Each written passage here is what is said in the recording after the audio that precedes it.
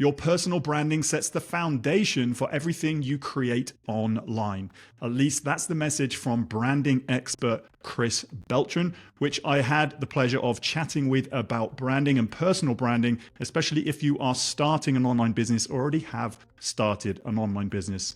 Some of the questions that he gets asked is, where do you start? Some people are afraid to put their branding out there. Some people are embarrassed about putting their brand out there. But in this video, we cover off the fundamentals of what he sees you should have in place to put your branding out there and get a footprint online if you're to grow anything off of the bat. So watch all the way to the end, because Chris drops nuggets of gold in his experience as branding in corporate and now running his own branding agency.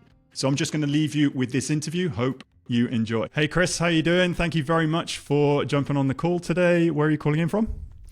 I'm calling in from Southern California, Ventura, so right by the beach. Lovely. What sort of temperature is it with you? Let's see. Today it's probably in the low 60s, maybe mid 60s actually. Yeah. Very nice. Cool. Yeah. Well, thank you very much for your time on the call today. Basically, the aim of these calls is to talk to people who are either just starting or are thinking about starting an online business, but thinking about talking to you in terms of the branding. What sort of experience you've had, and if there's any sort of nuggets of gold that they can glean from this. So I've been wanting to have this conversation for a while now. I've seen your work. We've met in person at a few live events, the most recently being the Kajabi Hero Live in October. Yeah. So yeah, it was cool to catch up with you briefly. But if we could start with just an overview about who you are and what you do, who you serve, just very briefly, and then we'll go into a little bit about your backstory, how you got into this line of work. So what do you do and who do you help? Yeah, so basically I help, online entrepreneurs really elevate their branding in a way that communicates their value and the quality. A lot of times, if you're doing your branding yourself, it might not match the quality and value that you provide. So what we do is we really become more intentional about their branding so that they can actually, charge what they deserve and really attract the right type of clientele. Yeah. So have you always been into the branding scene, or what's your background? Yeah, so I, out of college, went to school for, photography and graphic design. And then I moved my way into an agency and worked my way up to the creative director position, where we were working with more B2B type of clientele. And from there, that's where I really started to see the impact of branding. I kind of took over their photo studio. So they were a promotional drinkware company. So basically what that means is they put logos on water bottles, shot glasses, and we worked with like the NFL, TV shows, things like that. And in this position I was in, they didn't really have a photo studio. So a lot of their product shots were, in my opinion, just like faded, just not crisp and things like that. So I helped them build a photo studio, and then I took over designing all their ads. And like I said, that's where I really started to see the impact. We shot up to like the #1 company in our industry. People were actually copying our style of ads and all these things. And so what it did was it really set us apart from all the others in the same industry doing the same thing. And, listening to podcasts like this and YouTube channels, I really started to see that there was a big need in the online space. And so I kind of, I call myself like a corporate dropout. I jumped ship and started working with online entrepreneurs and started to see how that was impacting their business, because now they were basically being seen as a leader in their industry because they looked like it. And so, going from corporate now to this online digital world, it's been amazing, fulfilling. And actually, we just worked with James Wedmore. He's one of my clients. He did BBD Live this past December, and I was a sponsor. So now we're working with his client. So it's really been amazing to share the big brand strategies with smaller businesses. That's incredible. Yeah, because I think that's where we first met at Business by Design Live in Southern California all those years ago. Yeah. Yeah. Time flies. Pre-COVID. Yeah. Yeah, that sounds great. I mean, I see like more and more stuff is going online, and the importance of branding is huge. And I still try and get this across to my clients. What would the sort of main things you would advise people to look out for and focus in on if they are building their own, let's say, private brand, like their name or a sort of logo that they're designing? What would you say are the sort of fundamentals to focus in on for a personal brand, let's say?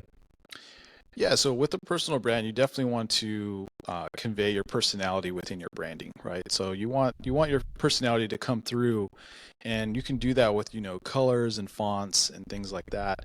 But a lot of clients really kind of throw things together, and I always say you really want to become intentional with how you start this process. And so the way I start this is, with what I call trigger words. It's like 5 to 7 to 10 words that you can really describe the look and the feel. Do you want this to feel look fun, or do you want this to feel more established, natural? So these are some words that you can kind of play with, and then you're going to use those words as building blocks to, create a mood board and things like that. But ultimately, your branding is a reflection, especially if you're a personal brand, a reflection of your personality. So we want that to come through. At the same time, it's like a balance between that and also what's going to be attractive to your audience too. So we want to be mindful of not just choosing everything that you like. It's like, depending on what your offering is, if this is a high-end offer, you also want this to feel very high-end compared to maybe a more approachable entry level offer. So things like that to keep in mind. Yeah, that's cool. I do hear a lot of people think that their branding is literally just their logo, and obviously their logo is like one element of it, and it's an important element, but it's not the be all and end all. What would you say are the other elements of when you're branding yourself as a brand? Oh, I love that question. I look at branding as like there's 3 main keys or pillars. Audience alignment. You really want to know who you're speaking to in order to build a brand around them, really. Then I look at intentional imagery. Obviously your logo, your colors, your fonts, even patterns, things like that, and obviously your brand imagery. And then also meaningful messaging. So this is where you get really intentional with your messaging as well. And all 3 of those aspects really determine, how aligned your branding is going to be to the right audience. Amazing. Have you got any experience? I'm sure you have lots of experience, but ways of using any type of systems or tools or processes that you can put in play if you're building a one-person business or a small business? What sort of tools do you use, or what sort of tools do you recommend when somebody's starting an online business? And what sort of processes do you sort of abide by? Yeah, so I mean, obviously, Kajabi is one of the ones that I use. Ditto. It's gonna, has everything you really need. With email, sales pages, website, I basically use it for everything. I also use ClickUp. I don't know if you guys use ClickUp, but it's kind of like Asana or Monday.com. Sure. What I like about ClickUp though, it's very visual, and so you can have like these little cards, and you can move things around, almost like moving sticky notes on a big board, things like that. ConvertKit, and a few others. But I would say, as far as like systems, especially dealing with a lot of clients and a lot of different files, is really having a file system is Sure. definitely important, especially if it's just you, right? Yeah. So I like to look at that as not just having, a top folder and then a mid folder and then you have all those folders in between.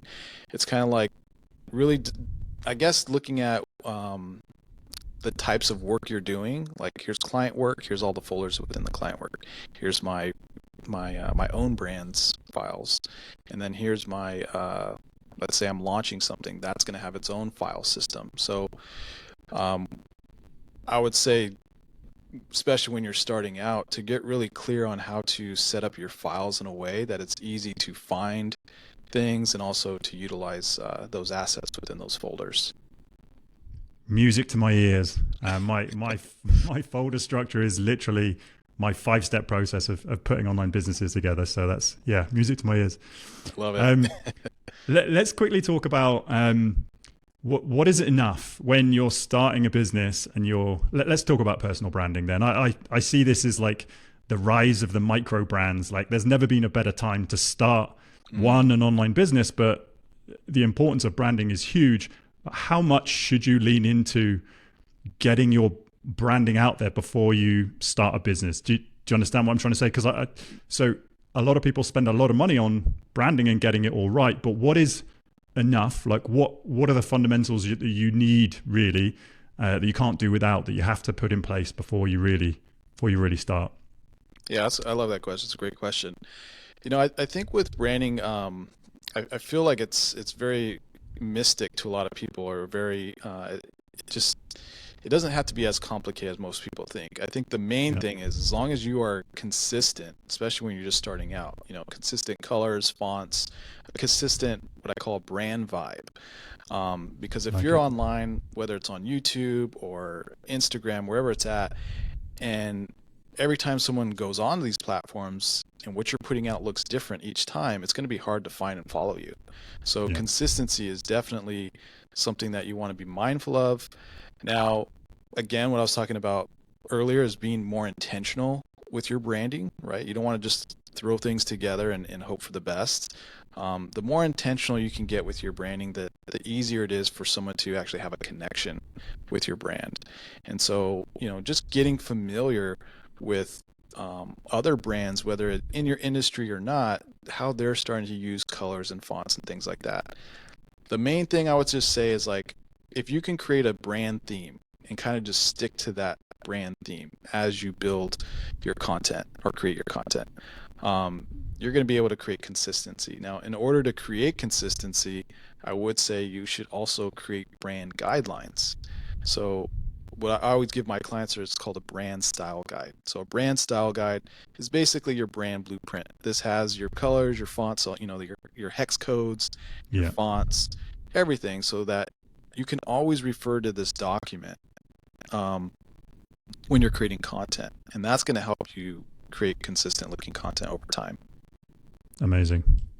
I do see I look at a lot of Kajabi websites, and I can see straight away when people either don't realize or they've just taken like the off the shelf font. You can spot it a mile off. So I think it's really key to have at least some sort of branding guidelines, like you say, is really important. Yeah. And I always get asked the question, are templates are okay to use? Can I use templates? Should I buy templates? Yeah, I definitely agree with that. The only thing is, you want to have your brand guidelines. You want to have customizable assets, or customized or unique assets like colors and fonts, so that you can customize those templates. Because if, like you said, if you're just buying something or just using what Kajabi has or Canva, you're going to look like everyone else. And when you look like everyone else, you blend in. And obviously, if you blend in, you're not going to be seen. So yeah. Cool. So just talk to me a little bit about your business. I take it you're an agency setup. How big's your team? What's your sort of main projects at the moment? Yeah, so we're a team of 4 right now, small but mighty team. And what we do, we do graphic design and branding packages for our clients, but we're also creating more of educational content and like a course and things like that, a membership. So what I found really easy for us to launch, because I didn't really launch, a course or a membership for a long time, because I just felt like it was just overwhelming of like all the things that you had to do. So what I've actually been doing is partnerships, so joint ventures, and this is where I work with a partner. They promote the workshop that I put on. From that workshop, we actually show them how to brand themselves.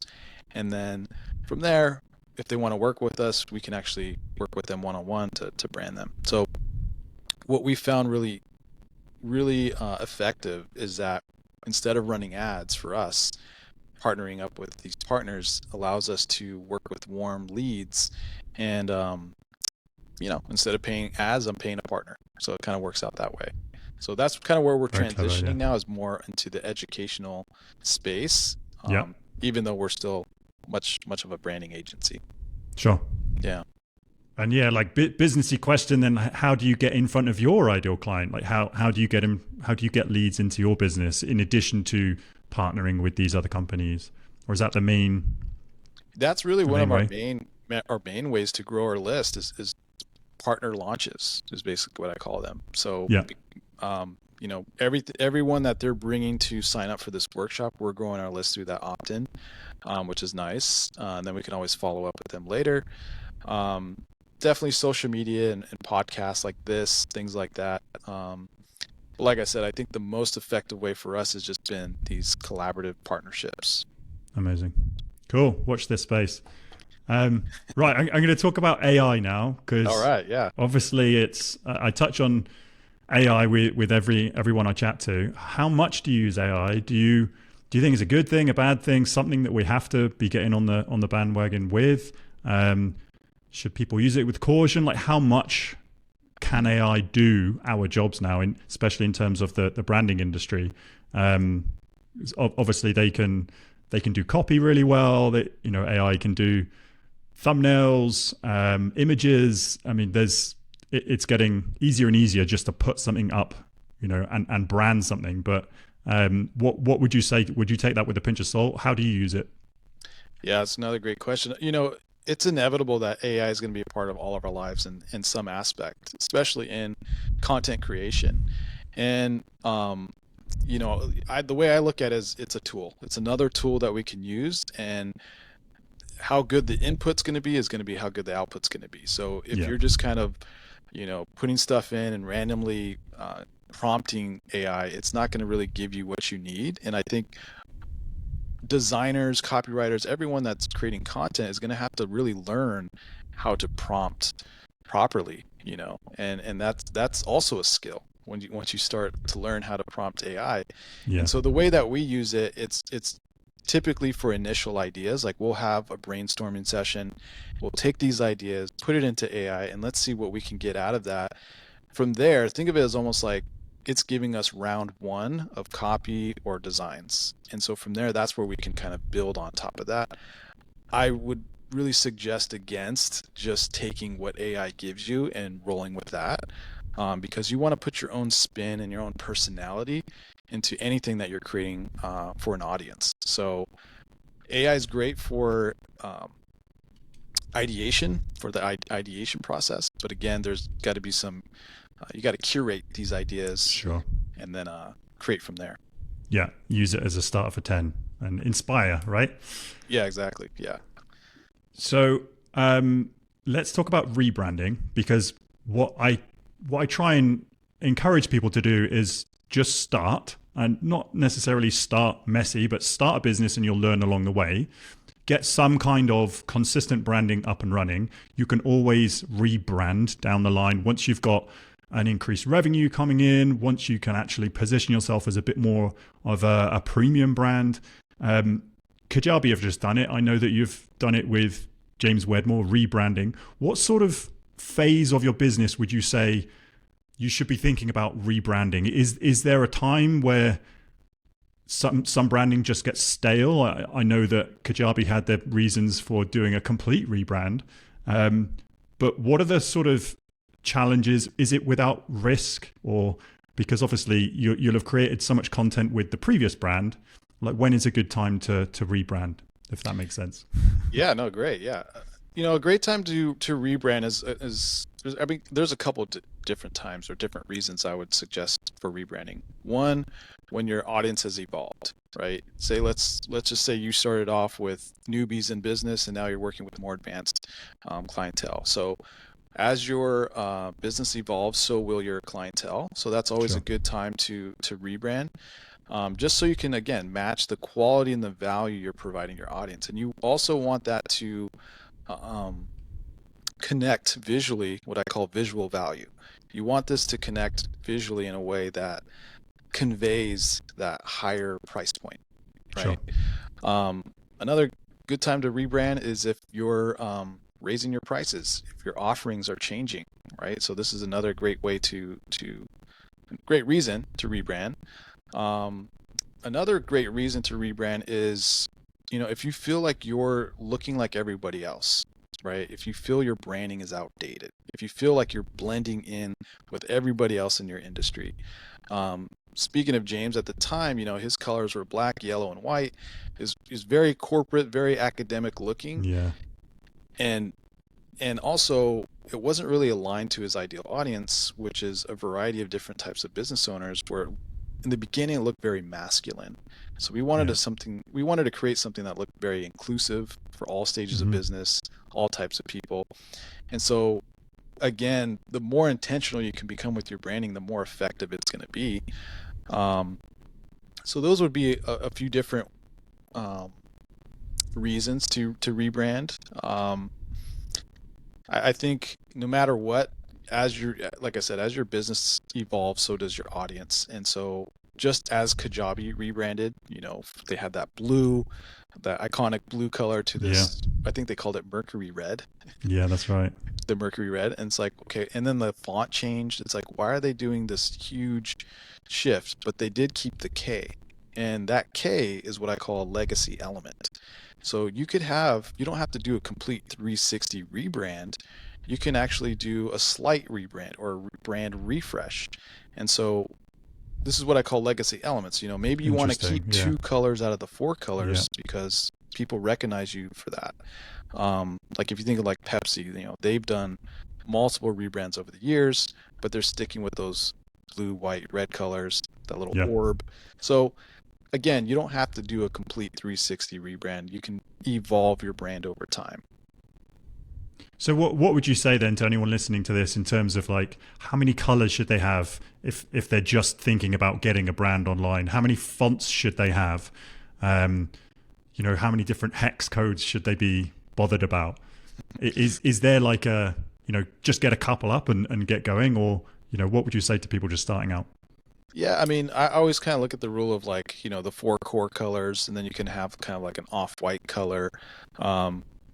Sticking with up to 3 types of fonts. You have like a headline font, sub-headline font, and then a body font. Sure.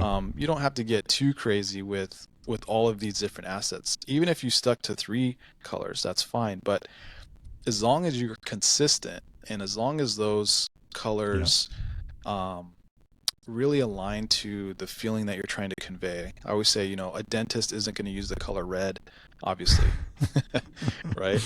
Yeah, exactly. You got to kind of be mindful of, do you want to use bright, bold colors to emphasize, how fun your brand really is? Or do you want to have darker, moody colors to show that you're more of an elegant, serious type of brand? So, yeah.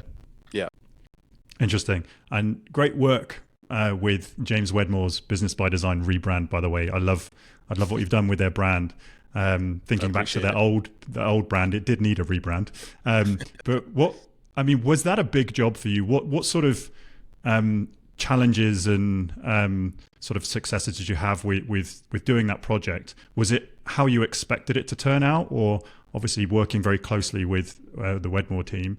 How did you take on that project, and was it like the end result that you were happy with? Yeah, so they had actually done a rebrand right before working with me, and they didn't really like what they had.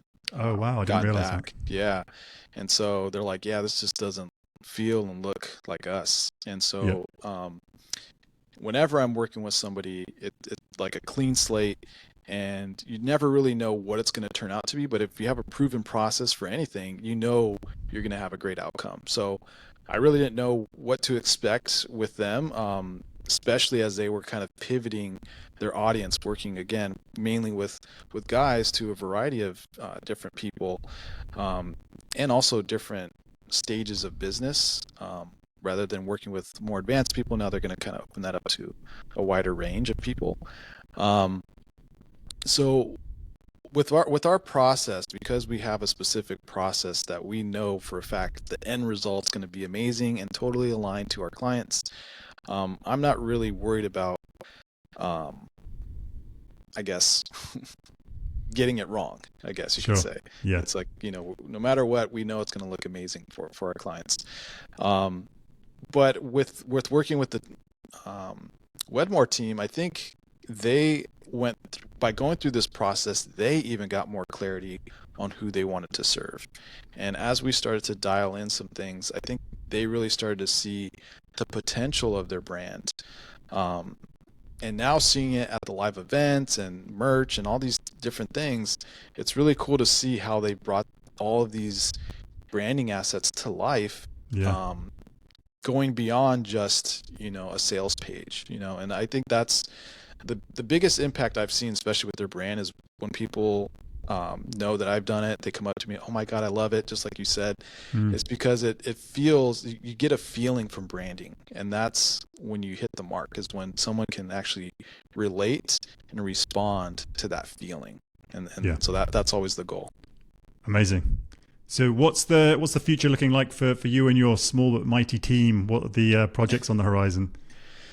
Yeah, so we're going to be doing a branding boot camp pretty soon here. One of the things that I feel keeps a lot of people back from keep them on the sidelines from actually showing up online is their branding, right? We have actually worked with hundreds of different brands, and the common thing that we hear is I'm too embarrassed about my website, too embarrassed about my sales page, and so they're not promoting these things. And because of that, their business starts to fail. And you can have the best strategies in the world, the best funnels, best systems, but if you're not putting yourself out there, those things don't really matter. And so this branding bootcamp is going to really help business owners first identify their visual vibe, like what's their brand vibe, and then actually create assets and create a whole brand theme around that.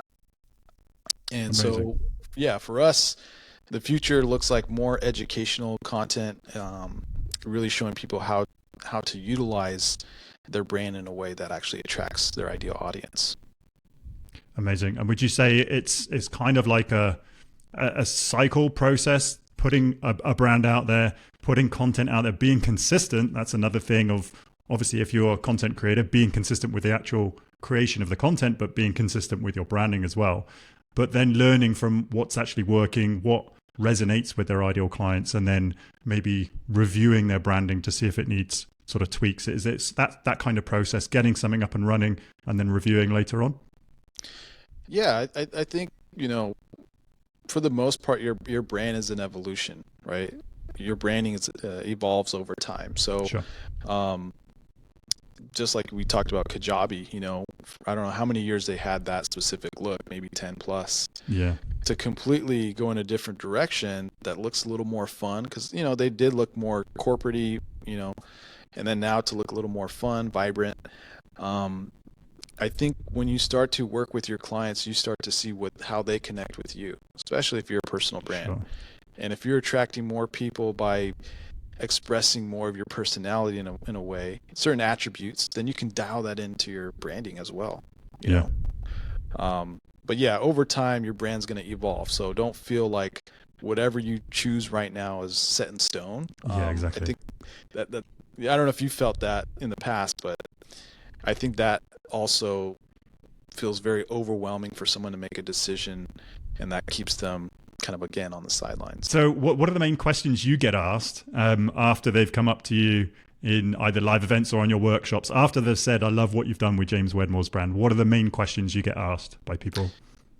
Yeah, so one of the main questions is, where do I start? Or I've been doing my own branding for so long and I just don't like it. And I always ask them, well, what are you using as a reference? And they say, well, I'm just kind of going to Canva and using what they have. And that's why you don't like it, because there's nothing for you to connect with or to convey, because you're just using what Canva has. So going through a specific process to help you uncover, what your brand style should be is essential when you're starting out, for sure.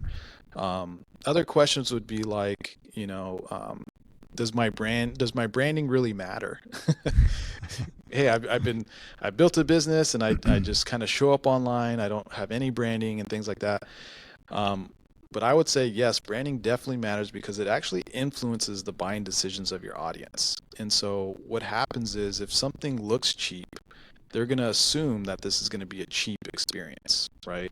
So we want to make sure that, again, I always keep going back to this, that your branding really looks and feels like the value and quality that you're providing. Yeah. And you want to make just sure that it is consistent looking, because, like I said, I think most people always ask, again, one thing is how do I stay consistent? And again, we talked about brand guidelines. Yeah. Amazing. Very conscious of time. What haven't we covered today that you would probably want to cover? Is there anything else you want to talk about in terms of branding and speaking to someone who is starting some sort of online business or trying to grow their own footprint online, whether it be creating content or running paid ads? What else would you like to say to that individual? Branding is very important. How else would you like to underline what you do? Well, I think when you really think about branding, branding really sets the expectations of your client's experience. And so you got to really think about, what you're putting out there and how that's going to be received in some way. And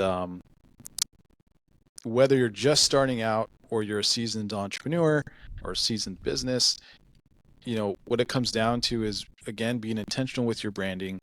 I always suggest, if you can, work with somebody to help you define your visual vibe, define your brand style. That way, it's going to be a lot easier to create content consistently because now you have, again, these brand guidelines and things like that. But I would also say that most people just starting out assume that Canva is whatever is in Canva is That's it. That's all they have to go with. Yeah. Yeah, and I'm good with that. And if you just put in a little more effort than just using what Canva has, you're gonna start to stand out, and that's what's gonna help set you apart from others in your industry. So in addition to Canva, what would you suggest? As far as like a platform or or a tool for them to get started, rather than just going onto Canva and choosing a template. And obviously working with a specialist, what would you suggest? Is there anything else that could help them get set up? Well, one of the things that we offer, it's called Brand in a Day. Amazing. This is actually where we take them through a process where we've actually created asset libraries. So we have a color library, font library, pattern library, logo library, and we take them through these libraries, helping them select and customize these assets with them. So I would say if you can hire somebody, one-on-one, that's great. Before you work with someone on 99 Designs or Fiverr, you're going to have to give them direction. So the first step is to get clear on your visual vibe, get clear on your brand's theme. Because if you just go to someone on Fiverr or 99 Designs and you say, hey, I'm a YouTube coach, I help. Obviously, they're probably going to use the color red at some point, but you want to give them enough clarity, enough direction for them to create from. Otherwise, they're going to put their own spin on your brand. So it's having those like main sort of key phrases. What did you not keywords? What did you call them? Like trigger words. Yeah. Trigger words to start with, and go from there. Exactly. So trigger words. I mean, let's real quick with you. What would you say your trigger words are? Oh my God. For your branding. Yeah, I started out with this online business wanting to be like the solopreneur. So I wanted to keep everything simple. So I started off with like the systems guy. So I wanted to, leverage systems. And that's why I use AI a lot and automations to get the work done. And so I could actually spend more time snowboarding. I'm in Canada right now, so there's snow coming in soon. But I wanted to create that solopreneur online lifestyle so I could work less and enjoy my life more. So yeah, I was using stuff like, I was just focusing on YouTube and Kajabi and using those two systems because somebody once told me like grow an online audience and then deliver them digital products. So I just focused in on YouTube and Kajabi and that's it. So I quite like to strip out everything that is not moving the needle. Mm-hmm. So simplification, solopreneur, digital nomad, even that kind of vibe. But I just started, funnily enough, I just went on to 99 Designs quite a few years ago now and just got a logo up and running and then just started off with a bunch of colors that I liked. I went with the blue. I read somewhere that sort of imparted trust and everything. So I went very simple and just started. Now I'm very aware that down the line I will need a rebrand, but that's why I'm keen to get the sort of experience as someone in your position. But yeah, I started like super simple and very lean, but probably not I could do a lot more. Well, and again, that works, and you probably stuck to those colors and style over time. So you were consistent enough. I think consistency is key with everything, especially, content creation is one thing to remain consistent on, but if you're consistent with all of the branding and all the style guides and everything, I started with a brand guideline at the very minimum. Yeah. Yeah, and it's funny because, at one of the events, someone asked me like, well, Alex Hormozy doesn't really have branding. When he first started out, it was just kind of like little stick figures and very basic. But I said, no, his brand is himself. So how he's wearing him in a vest, in a vest, like his beard, like you started to recognize all of these things. And now he does have brand. I don't know if you've seen his YouTube channel recently, but cool background, all that type of stuff, color purple. So again, as humans, we're always looking for patterns. And so if you can create a consistent look online, it's going to be a lot easier for people to just register like, oh, this is the YouTube guy, even if you're using blue. It doesn't matter. Cool. If this has resonated with anyone watching this, where can people go to find you online and to learn more about your other products and services, branding in a day, if they wanted to rebrand or start branding? Yeah, so I'm always on Instagram at its Chris Beltran, or chrisbeltran.me is my website. You can find more information there. Always excited to work with emerging entrepreneurs. Excellent. Yeah, and thanks very much for your time today on the call, and hopefully this has helped people watching this chat. Yeah, thanks, Tim. I really appreciate you having me on. Cool. Look forward to seeing you again in another offline event. Yeah. Thanks, Chris. You got it. So hopefully you got some value in that interview with me and Chris earlier. If you resonated with anything he says, I will link up his website and his Instagram handle in the notes to this video. But if you are still confused and still don't know where to start in the online world, I have a free workshop for you. It's a free online training on demand. Simply head to timpeakman.com/workshop and you can start to understand how to generate your first $1,000 of online revenue just simply by building a business and then serving people digitally. That link once more, timpeakman.com/workshop. Go ahead and watch that workshop today and I'll see you on the next video.